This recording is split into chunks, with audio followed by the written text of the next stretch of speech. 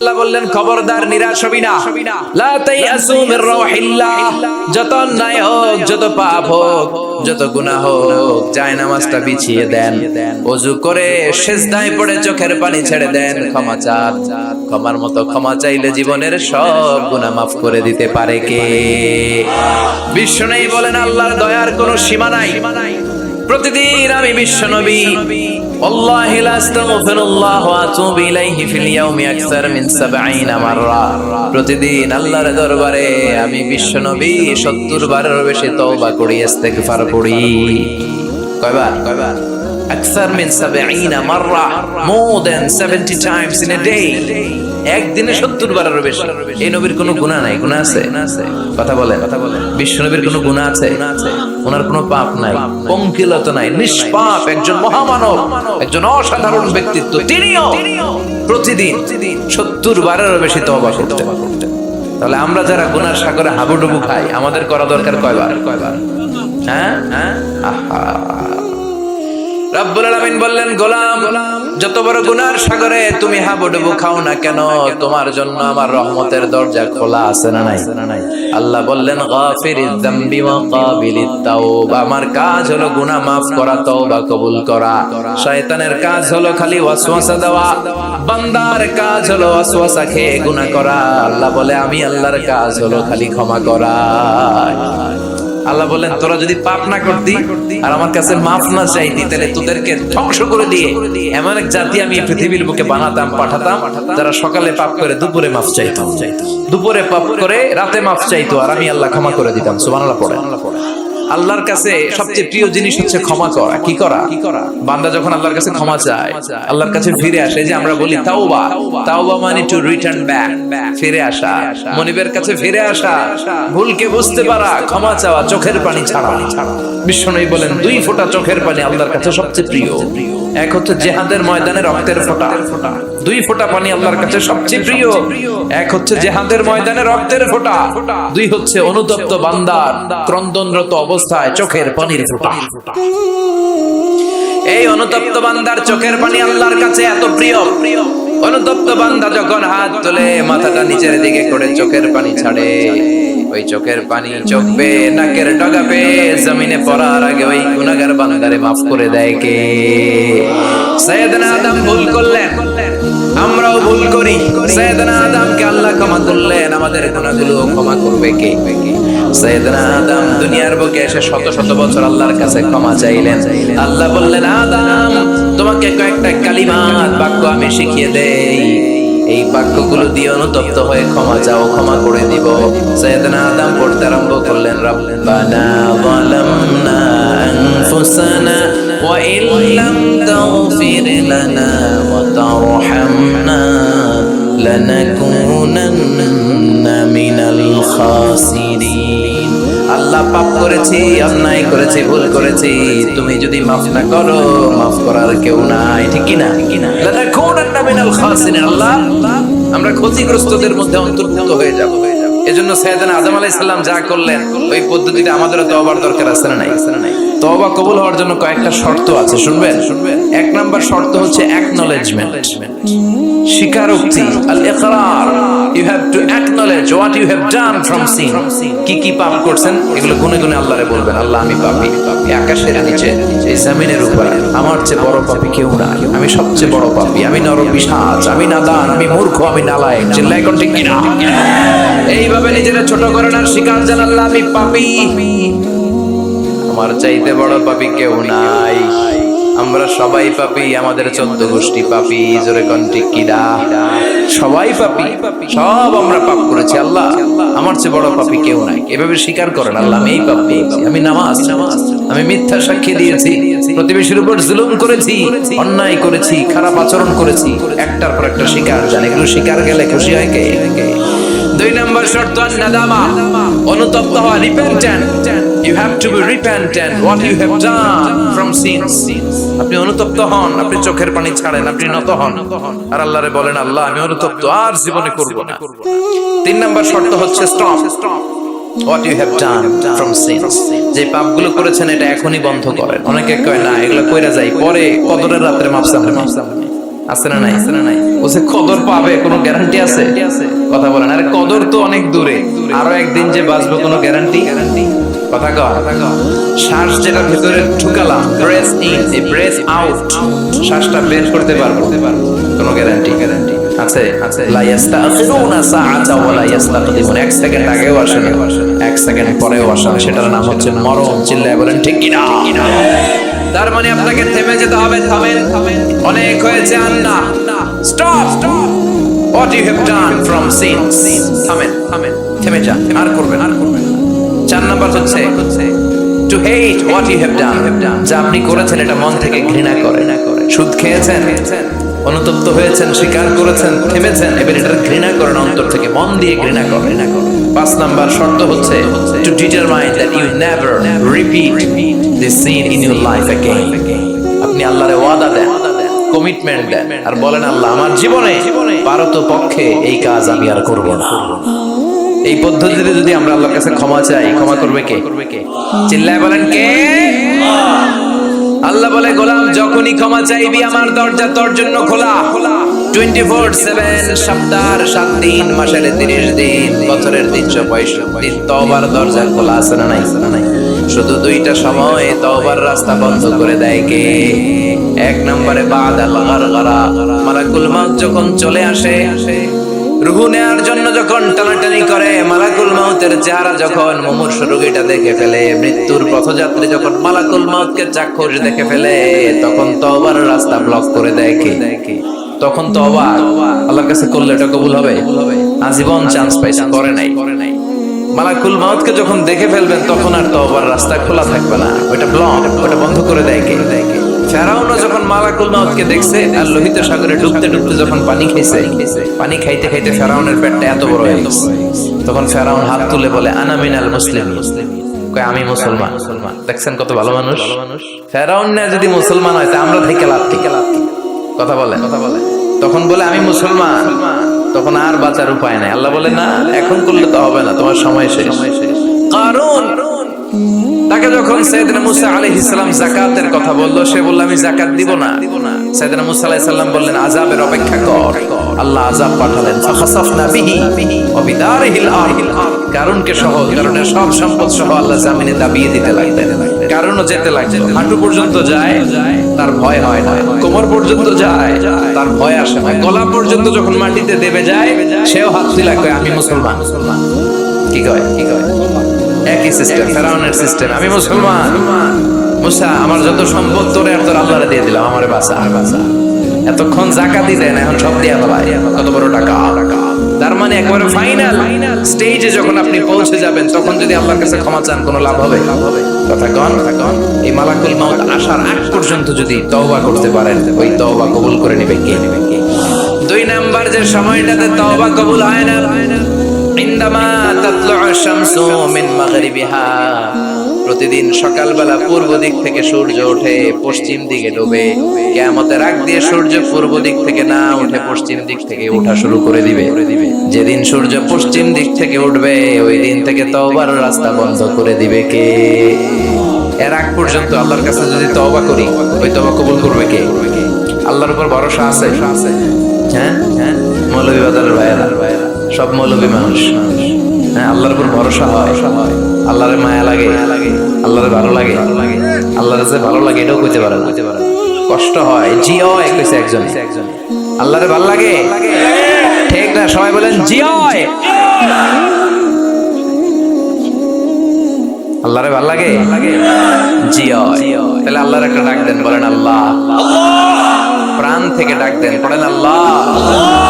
হৃদয় থেকে ডাকেন, বলেন আল্লাহ। আল্লাহর সাথে যতক্ষণ বান্দার সম্পর্ক থাকবে, ততক্ষণ আল্লাহর পক্ষ থেকে স্পেশাল মার্সি, ব্লেসিংস, রহমত আছে না নাই? চিল্লায় বলেন আছে না নাই? আল্লাহ ডেকে বললেন গোলাম যখনই ডাকবি তখনই আমি সাড়া দেই। আল্লাহু আকবার। এমন এক আল্লাহ মাঝরাতে উঠে চোখের পানি ছেড়ে যদি আল্লাহরে ডাকেন, আল্লাহ আছে না নাই? আপনিও ঘুমান, আপনার আল্লাহও যদি ঘুমায়, তাহলে আপনি যখন ঘুম থেকে জেগে আল্লাহরে ডাকবেন, আল্লাহ ডাকে সাড়া দিতে পারবে না, ঠিক কিনা? কিন্তু এই জন্য আল্লাহ ঘুমায় না। আমরা ঘুমিয়ে পড়ি, আল্লাহ ঘুমায় না, কারণ উনি যদি ঘুমিয়ে যায়, আমার যদি ঘুম ভেঙে যায়, আমার কিছু লাগলে দিবে কে? উনি ছাড়া দেওয়ার কেউ নাই। সাইয়েদনা মুসা আলাইহিস সালাম আল্লাহর একটা প্রশ্ন করছেন, আল্লাহ আয়াগলিবুকান নাওম, আপনার কি ঘুমে ধরে? সুবহানাল্লাহ কইবেন না? এই পৃথিবীতে মুসা আলাইহিস সালাম আল্লাহকে প্রায় এরকম অবাক করা প্রশ্ন করেছেন। আল্লাহকে জিজ্ঞেস করলেন, আল্লাহ সারাদিন আমি ছাগল চড়াই। মুসা আলাইহিস সালাম কি চড়াতেন? আপনারা ছাগল চড়াননি? হ্যাঁ, ছাগল চড়ান না? ছাগল চড়ানো সুন্নাহ, পারলে চড়াবেন। সহিহ বুখারীর বর্ণনা, মা মিন নাবিয়্যিন ইল্লা রাআল গানাম, এই পৃথিবীতে এমন কোন নবী নাই যে নবী ছাগল চড়ায় নাই। সুবহানাল্লাহ পড়েন। সাহাবারা বললেন, ইয়া রাসূলুল্লাহ, আপনিও ছাগল চড়িয়েছেন? বিষ্ণু বললেন, হ্যাঁ, আমিও তো মক্কার লোকদের ছাগল চড়িয়ে দিয়েছি অল্প কিছু পয়সার বিনিময়ে। আল্লাহু আকবার। সাইয়েদনা মুসা আলাইহিস সালাম বললেন, মাবুদ, সারাদিন ছাগল চড়িয়ে আমি ক্লান্ত হয়ে যাই, রাত্রিবেলা ঘুম আমার উপরে চেপে বসে। আপনি সারাদিন গোটা বিশ্বের সব ব্যবস্থাপনা সারার পরে রাত্রিবেলা আপনার ঘুম আসে কিনা? আয়াগলিবুকান নাওম, উনি ভাবছে আমগো যেমনি ঘুম ধরে আল্লাহর ধরে টরে কিনা। আল্লাহ এই প্রশ্নের উত্তর না দিয়ে সাইয়েদনা মুসা আলাইহিস সালামকে বললেন, দুইটা গ্লাস নাও, পানি ভর্তি গ্লাস, আর এই গ্লাসের ভেতরে পানি নাও, নিয়ে তুর পাহাড়ের উপরে দাও। মুসা আলাইহিস সালাম গ্লাসের ভেতরে পানি নিয়ে তুর পাহাড়ের ঠায় দাঁড়িয়ে আর আল্লাহকে জিজ্ঞেস করলেন, আল্লাহ আয়াগলিবুকান নাওম, জিজ্ঞেস করলাম আপনার ঘুমে ধরছে কিনা, আপনি পানি নিতে বললেন কেন? আল্লাহ বললেন, নো টক, কোনো কথা বলা যাবে না, যা বলেছি তা করো। তো সাইয়েদনা মুসা আলাইহিস সালামকে বললেন দাঁড়িয়ে থাকো, আর ঘুমরে বললেন তুই মুসারে ধর। ঘুমরে কি বললেন? মুসা আলাইহিস সালামকে ধরো। ঘুম যে সাইয়েদনা মুসা আলাইহিস সালামকে ধরলেন, উনি আর দাঁড়ায় থাকতে পারেন। আল্লাহ বললেন, এই গ্লাসের পানি কিন্তু ফালানো যাবে না, দাঁড়িয়ে থাক। সাইয়েদনা মুসা আলাইহিস সালাম একবার ডান পাশে যায়, একবার বাম পাশে, এদিক ওদিক করে, নাড়াচাড়া করে, মাগার দাঁড়িয়ে থাকতে পারে না, কারণ ঘুম অর্ডার মানে কার? সাইয়েদনা মুসা আলাইহিস সালামকে ধরলেন। মুসা আলাইহিস সালাম আর দাঁড়িয়ে থাকতে পারে না, ঘুমের ধাক্কায় পড়ে যায়, হাতের গ্লাসগুলো জমিনে পড়ে খান খান হয়ে যায়, টুকরো টুকরো হয়ে যায়, পানিগুলো পড়ে যায়, গ্লাসগুলো ভেঙে যায়। আল্লাহ মুসা আলাইহিস সালামকে ডেকে বললেন, ও মুসা, বেশি কিছু নয়, শুধুমাত্র দুইটা পানির গ্লাস, পানি সহ হেফাজতের দায়িত্ব দিয়েছিলাম, এই ঘুমের কারণে হেফাজত করতে পারো নাই। আমি আল্লাহ যদি তোমার মতো এরকম ঘুমিয়ে যেতাম, চন্দ্রের সাথে সূর্য লেগে, পৃথিবীর সাথে মঙ্গল লেগে, একটার সাথে আরেকটা তারা, গ্রহ নক্ষত্র লেগে, এই গ্লাস দুইটার মতো খান খান হয়ে ভেঙে যেত রে মুসা, ভেঙে টুকরা টুকরা হয়ে যেত। লা তাখুযুহু সিনাতু ওয়ালা নাওম, never the slips not the slumber overtakes him. আল্লাহর ঘুম তো ধরেই না, ঘুমের আগে যে ঝিমুনি আসে, তন্দ্রা আসে, ওইটাও ধরে না। সে আল্লাহ ডেকে বললেন, গোলাম, যখনই ডাক দিবি আমি আল্লাহ আছি না নাই? বিশেষ করে শেষ রাতে আল্লাহ ডাকতে থাকেন, আলা মিন মুস্তাগফিরিন আগফিরালা, কার ক্ষমার দরকার ক্ষমা চাও, ক্ষমা করে দেব। আলা মিন মুস্তারজিকিন আরজুকালা, কার দারিদ্রতা আছে আমার কাছে চাও, রিজিকের ব্যবস্থা করে দেব। কার ক্ষমতা দরকার, কার সুন্দরী বউয়ের দরকার, আমার কাছে চাও, দিয়ে দেব। কে পরীক্ষায় সফল হতে চাও, কে বিপদ থেকে মুক্তি পেতে চাও, আমি আল্লাহর কাছে চাও, আমি দিয়ে দেব। সুবহানাল্লাহ পড়েন। আর ওই টাইমে আমরা নাক ডেকে ঘুমাই। আল্লাহ দেওয়ার জন্য প্রস্তুত, উনি ডাকছেন, কিন্তু ওনার ডাকে সাড়া দেওয়ার সময় আমাদের নাই। কথা বললেন। এজন্য শেষ সাথে আল্লাহর কাছে যাওয়ার দরকার আছে না নাই? তাহাজ্জুদের জায়নামাজে দাঁড়ানোর দরকার আছে না নাই? তাহাজ্জুদের জায়নামাজে মরণ দিও প্রভু আমায়, একামতে দিনের কাজে কবুল করে নিও আমায়। তাহাজ্জুদের জায়নামাজে মরণ দিও প্রভু আমায়, একামতে দিনের কাজে কবুল করে নিও আমায়। পড়েন আমিন। তাহাজ্জুদ যারা পড়বে এদের সম্মানকে বাড়িয়ে দিবে কে? আল্লাহ ডেকে বললেন, গোলাম, এমন একটা মুহূর্ত নাই যেই মুহূর্তে আমি তোর রক্ষণাবেক্ষণ করি না। আমি হলাম the nourisher, the cherisher, the sustainer of this multi-dimensional universe 24/7। যখনই যাবি, যখনই আল্লাহ বলে আমরা ডাকবো, এটাকে সাড়া দেওয়ার তিনি আছেন না নাই? এজন্য যখনই অন্যায় হবে সাথে সাথে তওবা করব। অনেকে বলে, না আজকে অন্যায় করেছি, আজকে না, কালকে মাফ চাবো, এই বছর করছি, আগামী বছর মাফ চাবো, এই বছর পাপ টাপ করে নেই, আগামী বছর উমরায় যাবো, কাবা ঘর করে মাফ চাবো, এরকম আছে না নাই? আপনি যে কাবাগর পর্যন্ত পৌঁছতে পারবেন গ্যারান্টি আছে না। দেরি করা ঠিক না। কয়েকটা কাজে দেরি করতে বিশ্বনবী নিষেধ করেছেন। এক নাম্বার সালাতু ফি ওয়াক্তিহা, নামাজের সময় হলে নামাজ পড়ে নেয়া। দেরি করা যাবে? সালাত প্রতিষ্ঠায় দেরি করা যায়? সালাতে কায়েম করো, সালাতে কায়েম করো, হবে সম্মানী তুমি, হবে জান্নাতি তুমি, হবে সম্মানী তুমি, হবে জান্নাতি তুমি, দিবে কাল হাশরে শীতল ছায়া আরশে আজিম, রব্বিয়াল আলা রব্বিয়াল আজিম। ঠিক কি না? সালাতের সময় হবে তো সালাত করবেন। মাইয়ের কেউ মারা গিয়েছে, সাথে সাথে দাফন কাফনের ব্যবস্থা করবেন। ছেলে মেয়েরা প্রাপ্ত বয়স্ক হয়েছে, বিয়ের ব্যবস্থা করবেন। ঋণী আপনি, হাতে অর্থ এসেছে, সাথে সাথে ঋণ দিবেন। এগুলোতে দেরি করা যাবে? 5 নাম্বার হচ্ছে আত-তাওবা ফাওরান। পাপ হয়েছে, কোনো দেরি নয়, কালকে নয়, সকালে করেছি রাতে নয়, যখনই পাপ করেছি সাথে সাথে তওবা করব। কার কাছে? চোখের পানি ছেড়ে দেন আল্লাহর কাছে, কায়মন বাক্যে চোখের পানি ছেড়ে তওবা করেন। অনেকে মনে করে হুজুর ডেকে তওবা করানো লাগে। কথা কন, মৌলভী বাজারে এগুলা নাই, এগুলা নাই। আছে আছে, মনে করে যে পীর সাহেব হুজুরের হাতে হাত রেখে তওবা করতে হবে, ইমাম সাহেবকে লাগবে, বড় হুজুরের লাগবে, হুজুর আসতে না পারলে মনে হয় তওবা হবে। এরকম চিন্তা ভাবনা করার কোনো সুযোগ আছে না। আপনার রবের কাছে আপনি ক্ষমা চাইবেন, কাউরে লাগবে না। চোখের পানি ছাড়েন, আল্লাহরে ওয়াদা দেন আল্লাহ আর করবে না। আল্লাহর কাছে ক্ষমা চান, আপনারে ক্ষমা করবে কে? উনি হচ্ছেন ক্ষমাশীল। প্রতিনিয়ত ক্ষমা চান, যতবার অন্যায় হবে ক্ষমা চান। বিশ্বনবী প্রতিদিন ক্ষমা চাইতেন কয়বার? চিল্লায় বলেন। 70 বারেরও বেশি, আকসার মিন 70 মাররা।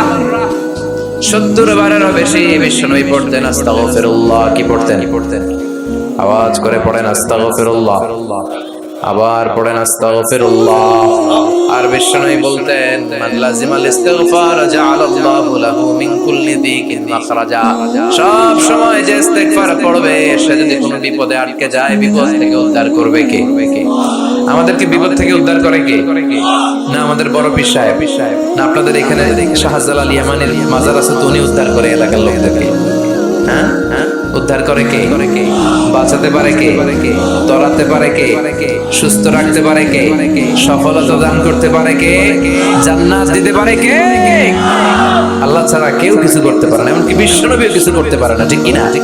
বিশ্বনবীর কাছেও চাওয়া যায় না, কারণ বিশ্বনবী নিজেও চাইতেন কার কাছে? বিপদে আপদে সব সময় আমরা একটা সত্তার কাছে চাই। চিল্লায় বলেন তিনি কে? এজন্য বিশ্বনবী বলতেন যারা এই সব সময় ইস্তিগফারের সাথে লেগে থাকবে তারা প্রথমত আল্লাহর কাছে বিপদ থেকে মুক্তি পেয়ে যাবে। বিপদে পড়লেই মুক্তি। মান লাজিমাল ইস্তিগফার জাআলাল্লাহু লাহু মিন কুল্লি দিকিন মাখরাজা ওয়া মিন কুল্লি হাম্মিন ফারাজা। আর আপনাকে দুশ্চিন্তা মুক্ত করে দিবে কে? এগুলো হচ্ছে ফাদাইলুল ইস্তিগফার, ইস্তিগফারের ফজিলত। বিপদে পড়বেন, আপনার বিপদ মুক্ত করে দিবে, টেনশন মুক্ত করে দিবে। আমাদের সমাজে টেনশন আছে না নাই? মৌলভী বাজারে মাশাআল্লাহ এগুলো নাই। হ্যাঁ, কি টেনশন বলেন? কিসের এত টেনশন আপনাদের? সবার চেহারা কত সুন্দর, কি হাসি খুশি। হ্যাঁ, খেয়ে দেয়ে নাদুস নাদুস সবাই। কিসের টেনশন বলেন? কিসের? জীবনের টেনশন, মরণের টেনশন, ক্যারিয়ারের টেনশন, বাড়ি ভাড়া, বিদ্যুৎ বিল, পুলিশের দৌড়ানি, র্যাবের দৌড়ানি আছে না নাই? এই এলাকায় এগুলো নাই। তার মানে টেনশনের শেষ নাই। রাস্তায় বেরিয়েছে যে কোনো মুহূর্তে সড়ক দুর্ঘটনা আছে না নাই? যে কোনো মুহূর্তে চলে যেতে পারে। কে আগে যাবে, কে পরে যাবে, কোনো সিরিয়াল নাই। মুরব্বীরা বেঁচে থাকে, মাঝে মাঝে যুবকরা মরে যায়। হাসপাতালে রোগীগুলো বেঁচে থাকে, ডাক্তার মরে যায়। কথা কন নাকি মৌলভী বাজারে ডাক্তার মরে না? হ্যাঁ, এই এলাকার ডাক্তাররা মরে না? মরে। কে যে কখন চলে যাবে কোনো হদিস নাই। এই যে এত জীবনের টেনশনে অনেকে হার্ট অ্যাটাক করে। এই টেনশন মুক্ত করে দিবে কে? যদি সব সময় ইস্তিগফার করেন, বিপদ মুক্ত করবে আল্লাহ, টেনশন মুক্ত করবে। ওয়ায়ারযুকহু মিন হাইসু লা ইয়াহতাসিব, এমন জায়গা থেকে আল্লাহ রিজিকের ব্যবস্থা করে দিবেন যেটা আপনি কল্পনাও করতে পারেন না। সুবহানাল্লাহ পড়বেন না? আবার বিশ্বনবী বললেন সব সময় যারা ইস্তিগফার পড়বে আল্লাহর কোনো আযাব তাদের উপর আসবে না। সুবহানাল্লাহ পড়েন। আল্লাহর কোরআন সাক্ষী, আল্লাহ বললেন ওয়ামা কানাল্লাহু মুআযযিবাহুম ওয়া হুম ইস্তাগফিরুন।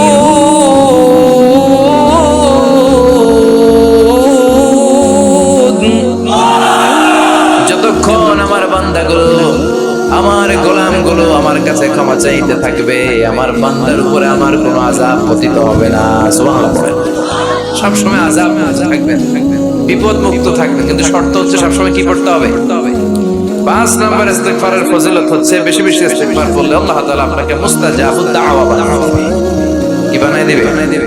মুস্তাজাবুদ দাওয়া মানে এমন ব্যক্তি আপনি হয়ে যাবেন, আপনি হাত তুলতে দেরি, ওই দোয়া কবুল হতে দেরি হবে। সুবহানাল্লাহ পড়বেন না? মুস্তাজাবুদ দাওয়া হতে মন চায়? কার কার মনে চায়? সবার মনে চায়?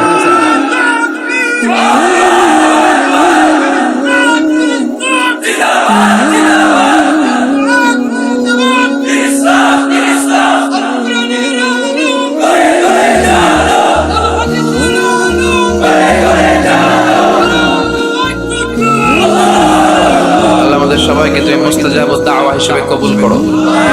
আপনারা ইমাম আহমদ ইবনে হাম্বলের নাম শুনেছেন? অনেক বড় মুহাদ্দিস ছিলেন, হাম্বলি মাযহাবের অনেক বড় ইমাম।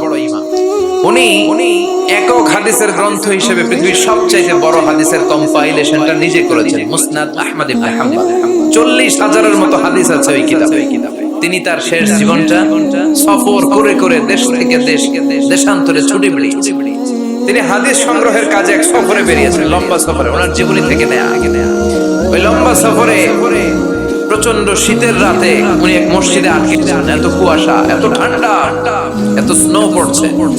উনি ভাবলেন এক কাজ করি, এই মসজিদটাতে রাতে আমি ঘুমিয়ে পড়ি, ফজর বাদ আমি সফরে বেরোবো, আবার নতুন করে নতুন উদ্যমে হাদিস সংগ্রহের কাজে আমি বেরিয়ে পড়ি।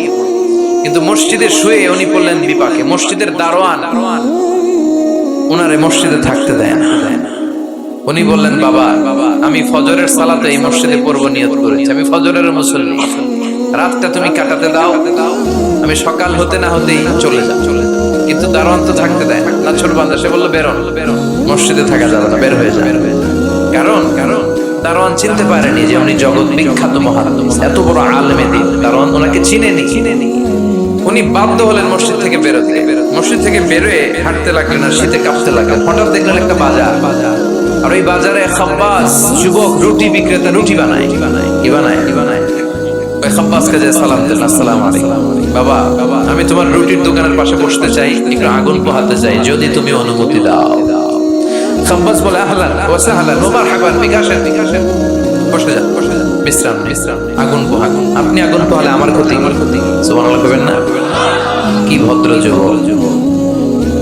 সাইয়েদনা ইমাম আহমদ ইবনে হাম্বল আল্লাহর শুকরিয়া করলেন, বসলেন, আগুন পোহাতে লাগলেন, আর হাদিসের বই পড়তে লাগলেন। আর দেখলেন এই খাব্বাস রুটি দোকানদারের মালিক, যুবক রুটি বিক্রেতা, রুটি বানায় আর কিছুক্ষণ পর পর পড়ে আস্তাগফিরুল্লাহ।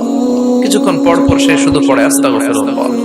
রুটি বানায় পড়ে আস্তাগফিরুল্লাহ, খামির বানায় পড়ে আস্তাগফিরুল্লাহ, চুলার মধ্যে রুটি ঢুকিয়ে দেয় আর পড়ে আস্তাগফিরুল্লাহ, শুধু আস্তাগফিরুল্লাহ। কেউ রুটি কিনতে আসলে তাকে রুটি দেয় আর পড়ে, টাকা নিয়ে ক্যাশ বক্সে রাখে আর কি পড়ে, শুধু এটাই। ইমাম আহমদ ইবনে হাম্বল কৌতূহলবশত জিজ্ঞেস করলেন, ইয়া শাব মালাক দাইমান তাকরাউনা আস্তাগফিরুল্লাহ, হে যুবক ঘটনা কি? আসার পর থেকেই খালি দেখতেছি আস্তাগফিরুল্লাহ আস্তাগফিরুল্লাহ আস্তাগফিরুল্লাহ, কেন? যুবক বলে, ইস্তিগফার বেশি বেশি পড়ার কারণে আমি জীবনে অনেক কিছু পেয়েছি। কি পেয়েছো? জাআলানিল্লাহু তাআলা মুস্তাজাবাদ দাওয়া।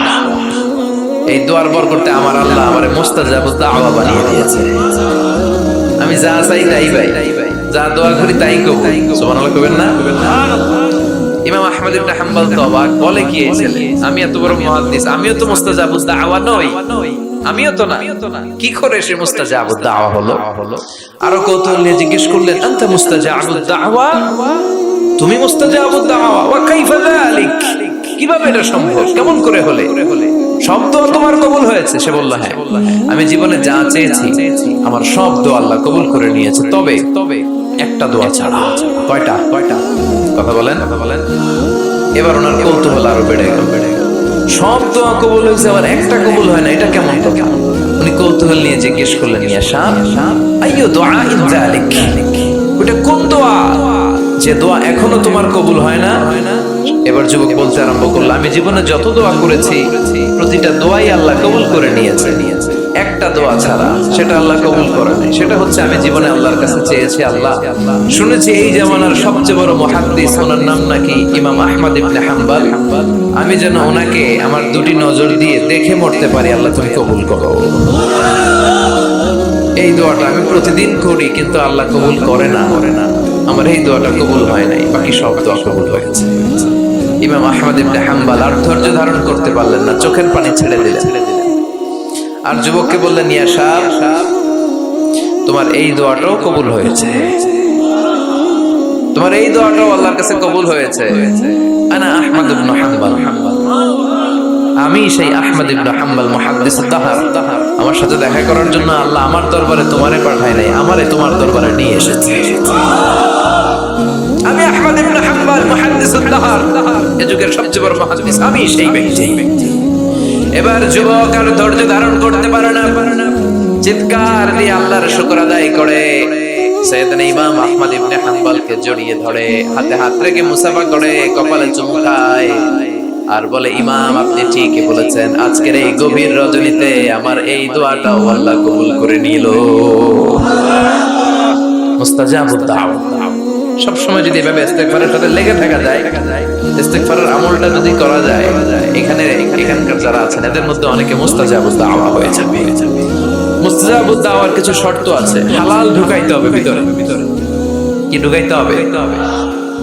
হারাম দিয়ে যদি লা ইয়াদখুলুল জান্নাতা জাসাদুন গুযিয়া বিহারাম, হারাম খেয়ে নাদুস নুদুস হয়ে পুষ্ট হয়ে যে দেহটা বড় হয়, ওই দেহ কশিন কালো জান্নাতে ঢুকবে না। ইন্নাল্লাহা তাইয়্যিব লা ইয়াকবালু ইল্লা তাইয়্যিবা। আবার আল্লাহ পবিত্র, আল্লাহ পবিত্র ছাড়া কোনো কিছু কবুল করে না। আপনি হারাম টাকা দিয়ে 10 কোটি টাকা দিয়ে মৌলভী বাজারের সবচাইতে আই ক্যাচিং একটা মসজিদ বানিয়েছেন, আল্লাহর কাছে এটার কোনো দাম নাই। কথা কর। আর আপনি মসজিদের নির্মাণ কাজে আপনার পকেটে টাকা নাই, বাজার করে যাচ্ছিলেন, 5 টাকার একটা খুচরা নোট দান করেছেন, এটার মর্যাদা আল্লাহর কাছে বেশি, কারণ এটা হালাল উপার্জন দিয়ে দান করেছেন। আর হারাম উপার্জন থেকে 10 কোটি টাকার মসজিদ বানালো আপনার আমলনামায় কিছুই যুক্ত হবে না। চিল্লায় কর ঠিক কিনা? এজন্য সবসময় হালাল খাইতে রাজি আছেন তো প্রিয় ভাইয়েরা? খেয়াল রাখবেন, হালাল এটা বরকতময়, হালাল এটা কল্যাণকর, হালাল এটা পবিত্র, হালাল এটা স্বাস্থ্যকর, হালাল যেটা এটা পরিবেশ বান্ধব। সুবহানাল্লাহ পড়েন। এজন্য আমরা সব সময় জীবনের প্রতিটি অঙ্গনে হালাল মেইনটেইন করব। কি মেইনটেইন? আমরা এই হালাল হারামে ভাগ করি। কি করি? অনেক লোক আছে, এই লোকেরা যদি আপনি শুকরের গোশত ভাইজা দেন, সরকারি চাকরিজীবী বাংলাদেশের মুসলমান ভাই, শুকরের গোশত খান, খাবে? কথা কন। কেন খায় না? কারণ এটা যেই লোকটা হারাম হওয়ার কারণে শুকরের গোশত খায় না, ও কিন্তু টেবিলের নিচ দিয়ে ঠিকই হারাম ঘুষ লক্ষ লক্ষ টাকা রিসিভ করে। চিল্লায় কর ঠিক কিনা? তার মানে হারামের মধ্যে ভাগ করে ফেলাইছি আমরা। সুবিধাজনক হারাম নেই, হারাম খাই, ওইটাতে আপত্তি নাই, কিন্তু যেটাতে অসুবিধা ওইটার সাথে আমরা নাই। চিল্লায় কর ঠিক কিনা? খাওয়ার ক্ষেত্রে মুসলমানরা হালাল খুঁজে, ফুড হালাল ফুড খুঁজে, কিন্তু অর্থের ক্ষেত্রে হালালের বাস বিচার করে না। টেবিলের নিচ দিয়েও নেয়, উপর দিয়েও নেয়, আবার পারলে বন্দুক ঠেকাইয়াও নেয়। আছে না নাই?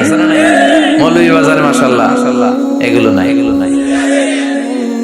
কি আছে? আল্লাহ হেফাজত করুন। তাহলে বুঝলাম হালালে বরকত, হারামে কোনো বরকত আছে? কথা বলেন। আচ্ছা আওয়াজ করে উত্তর দেন তো, গরুর গোশত খাওয়া হালাল না হারাম? কুকুর খাওয়া হারাম। গরু হালাল, কুকুর হারাম। আচ্ছা দেখেন, প্রতিদিন বাংলাদেশের বাজারগুলোতে, বিয়ের অনুষ্ঠানগুলোতে, যে কোনো অনুষ্ঠান হলে খাবার দাবারের জন্য গরুর গোশত জবাই হয় না কুকুর জবাই হয়? গরু জবাই হয়, কুকুর জবাই হয় না। কুকুর বেঁচে গেল আর গরু মরল, ঠিক কিনা? আচ্ছা, বছরে যে বাচ্চা দেয়, গাভী বাচ্চা দেয় বেশি না কুকুর বাচ্চা দেয় বেশি? গাভী বছরে দেয় কয়টা? কুকুর দেয় কয়টা? হ্যাঁ, 5টা 7টা। কোনো জন্ম নিয়ন্ত্রণ নাই তো ওদের? যেটা আসছে দিচ্ছে আর দিচ্ছে আর।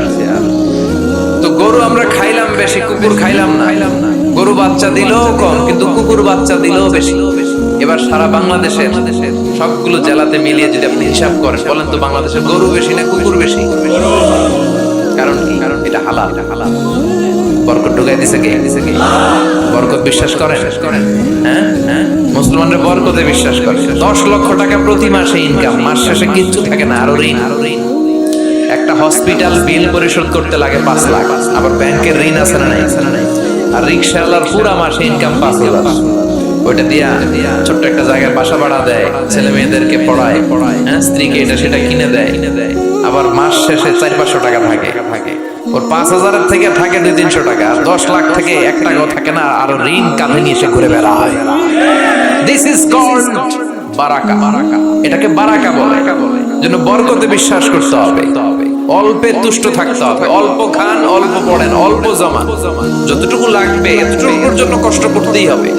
কিন্তু সম্পদের পাহাড়, ব্যাংক ব্যালেন্স, গাড়ি বাড়ি, সোনা দানা, এফডিআর, প্রাইস বন্ড, সঞ্চয়পত্র, একটার পর একটা টাকার পিছনে যে আমরা ছুটছি, এটা ইসলাম আমাদের শিখায় না। আমরা বরকতে বিশ্বাসী, আমরা হালাল খাবো, রাজি আছেন? আর সব সময় পড়বো কি আস্তাগফিরুল্লাহ।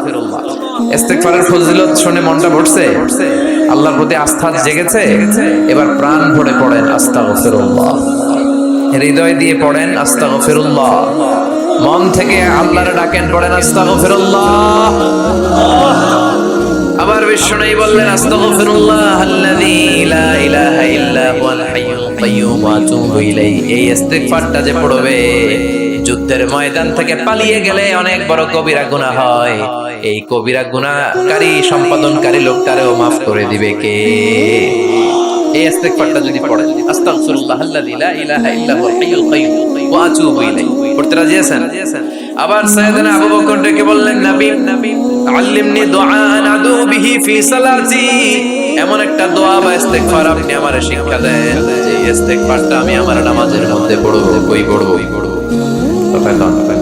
বিশ্বনবী শিখায় দিলেন, আবু বকর তুমি পড়ো, আল্লাহুম্মা ইন্নী যালামতু নাফসি যুলমান কাসীরা ওয়া লা ইয়াগফিরু যুনুবা ইল্লা ফাগফিরলি মাগফিরাতাম মিন ইনদিক ইন্নাকা আনতাল গফুরুর রহিম। এটা আমরা দোয়ায়ে মাসুরা বলি, আমরা কি বলি?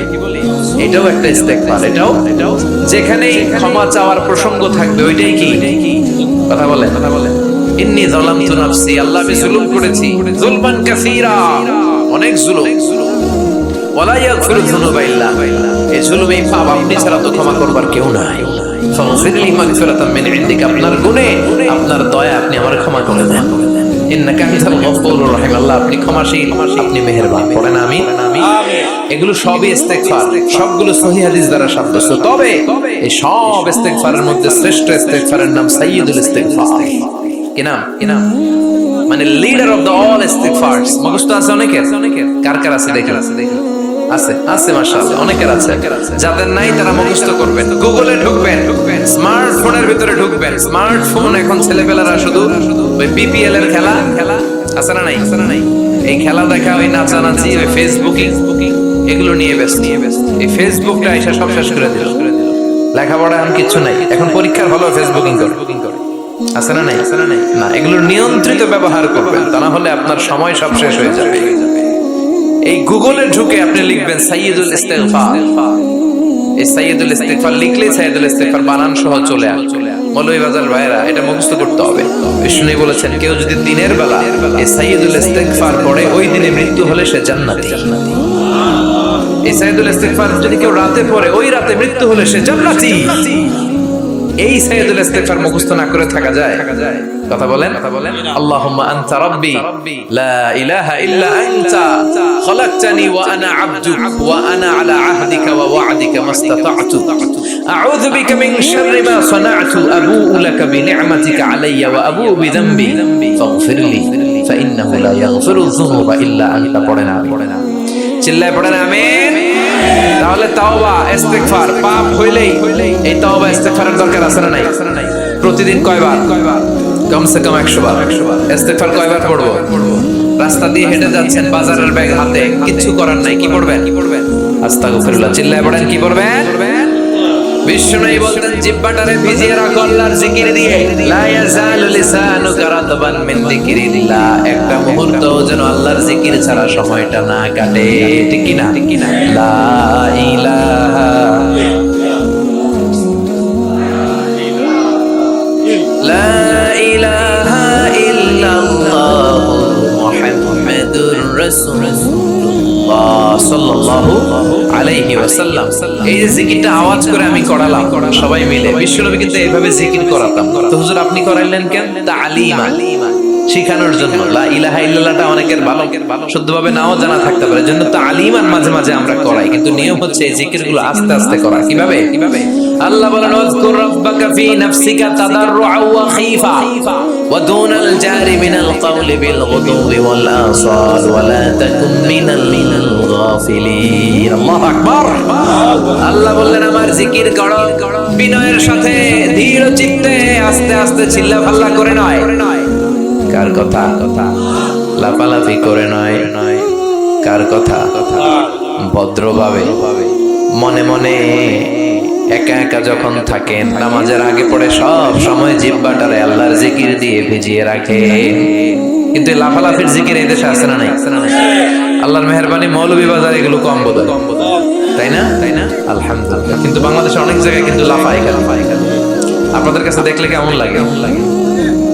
আমি এখন জিকিরের কথা কইতেছি, কেউ যদি আইসা আমারে ধরে, হ্যাঁ, এদিক থেকে যদি আমার কাঁধে ওঠে, আমার মাইক যদি ধাক্কা মারে, আমি দেবো দৌড়। কথা কন, হ্যাঁ। তো এইটা কেমন জিকির রে ভাই? আমি জিকির করাচ্ছি, আপনি লাফাচ্ছেন কেন? বিষ্ণু ইসলাম এবং ওনার সাহাবারা যখন জিকির করতেন, তাসবিহ পড়তেন, কোন জিকির করার সময় এরকম বিষ্ণুনবী জিকির করতেছেন, সাহাবারা লাফাইতে খেজুর গাছের উপরে পাওয়া যায়, হাদিসে পাওয়া যায়।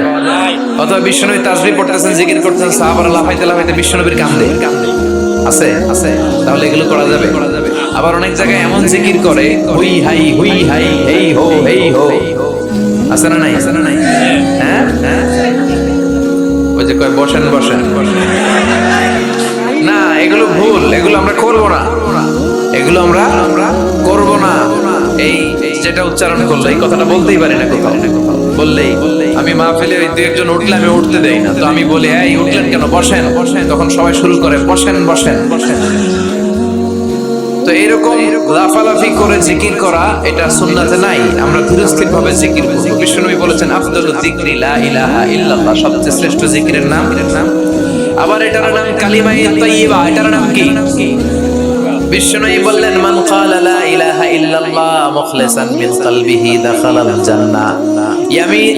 ইয়াকিনের সাথে, ঈমানের সাথে একবার যে তার জীবনে পড়তে পারলো লা ইলাহা ইল্লাল্লাহ, তার জান্নাতের মালিক বানায়া দিবে কে? আবার আল্লাহ বললেন দারাবাল্লাহু মাসালান কালিমাতান তাইয়্যিবাতান কাশাজারাতিন তাইয়্যিবাতিন আসলুহা সাবিতুন ওয়া ফারউহা ফিস সামা। সুবহানাল্লাহ পড়েন। এটার নাম দিলেন আল্লাহ কালিমায়ে তাইয়্যিবা। এই লা ইলাহা জিকিরের নাম কি বলেন? কালিমায়ে পবিত্র বাক্য। এর চেয়ে পবিত্র আর হয় না। মুস্তাদরাকে হাকিম সহিহ ইবনে হিব্বানে এসেছে, সাইয়েদনা মুসা আলাইহিস সালাম আল্লাহকে জিজ্ঞেস করলেন, আল্লাহ এমন একটা দোয়া, এমন একটা জিকির আপনি আমারে শিক্ষা দেন যে জিকিরটা দিয়ে আমি আপনারে ডাকবো। কে প্রশ্ন করলেন? মুসা আলাইহিস সালাম। উত্তর করেন। কে প্রশ্ন করেছে? মুসা আলাইহিস সালাম। কাকে প্রশ্ন করেছে? কি প্রশ্ন করেছে? যে আল্লাহ এমন জিকির শিক্ষা দেন যেটা আমি ছাড়া কেউ জানবে না, আমি আপনারে ডাকবো এটা। আল্লাহ বললেন মুসা তুমি পড়ো লা ইলাহা। মুসা আলাইহিস সালাম বললেন আল্লাহ এটা কি কইলে? আমি বললাম এমন একটা যেটা দিয়ে আমি ডাকবো আর কেউ জানে না। এটা তো সবাই জানে, এটা জাতীয় জিকির, এটা আন্তর্জাতিক জিকির, সবার মুখস্থ। আল্লাহ বললেন এটাই শ্রেষ্ঠ জিকির, এর চেয়ে শ্রেষ্ঠ জিকির আর হয় না। আল্লাহ ডেকে বললেন মুসা লাউ তাদউ লা ইলাহা ইল্লাল্লাহ ফি কাফা ওয়াস সামাওয়াতু ওয়াল আরদু ফি কাফা, সাত আকাশ সাত জমিন যদি এক পাল্লায় রাখো, লা ইলাহাকে যদি আরেক পাল্লায় রাখো, লা রাজাহাত কাফাতু লা ইলাহা ইল্লাল্লাহ, মুহূর্তের মধ্যে লা ইলাহার পাল্লাটা ভারী হয়ে যাবে। সাত আকাশ সাত জমিন এক পাল্লায়, লা ইলাহা আরেক পাল্লায়, ভারী হবে কোনটা? সবসময় লা ইলাহা জিকির করতে রাজি আছেন? আবার বিশ্বনবী বলছেন আহাব্বুল কালামি ইলাল্লাহি আরবা, আল্লাহর কাছে সবচেয়ে প্রিয় কথা চারটি। মৌলভীবাজারের ভাইয়েরা চিল্লায় এখন আল্লাহর কাছে সবচেয়ে প্রিয় কথা কয়টি? জোরে বলেন কয়টি? এক হলো সুবহানাল্লাহ, দুই হলো আলহামদুলিল্লাহ, তিন হলো লা ইলাহা ইল্লাল্লাহ, চার হলো আল্লাহু আকবার। এই চারটা কথা আল্লাহর কাছে প্রিয়। পড়তে রাজি আছেন? মনে থাকবে তো? আবার সাইয়েদনা আব্দুল্লাহ ইবনে আমর ইবনে আল-আস বলেন রাআইতু রাসূলুল্লাহ সাল্লাল্লাহু আলাইহি ওয়াসাল্লাম ইয়াকিদু তাসবিহা ফি ইয়ামিনিহি, আমি বিশ্বনবীকে ডান হাতের আঙ্গুলের গিড়ার ভেতরে তাসবিহ পড়তে দেখেছি। সুবহানাল্লাহ পড়েন। আপনাদের ডান হাতে আছে সবার? উঠান দেখেন আমার এইভাবে, এই তো সবার হাত দেখা গেছে। এবার আঙ্গুলগুলো এরকম করেন আমার মতো, এই যে এরকম, এই আঙ্গুলটা এখানে নিয়ে সালাত শেষে সুবহানাল্লাহ 33 বার এভাবে শুরু করবেন, সুবহানাল্লাহ সুবহানাল্লাহ সুবহানাল্লাহ সুবহানাল্লাহ সুবহানাল্লাহ। কারণ সাইয়েদনা আব্দুল্লাহ ইবনে আমর ইবনে আল-আস বিশ্বনবীকে আঙ্গুলের গিরার মধ্যে এভাবে সুবহানাল্লাহ পড়তে দেখেছে। এই আঙ্গুলের গিরা কিয়ামতের দিন আপনার পক্ষে আল্লাহর কাছে সাক্ষী দিবে। হাত নামান। তাসবিহ পড়েন না অনেকে, ওটা জায়েজ প্রয়োজনে, কিন্তু এটা বেশি সুন্নাহর কাছাকাছি। নিজের আঙ্গুলের গিড়ায় করা, বিশ্বনবী এভাবে করতে রাজি আছেন সবাই? আল্লাহর জিকির করতে ভালো লাগে? আল্লাহ বলে ফাযকুরু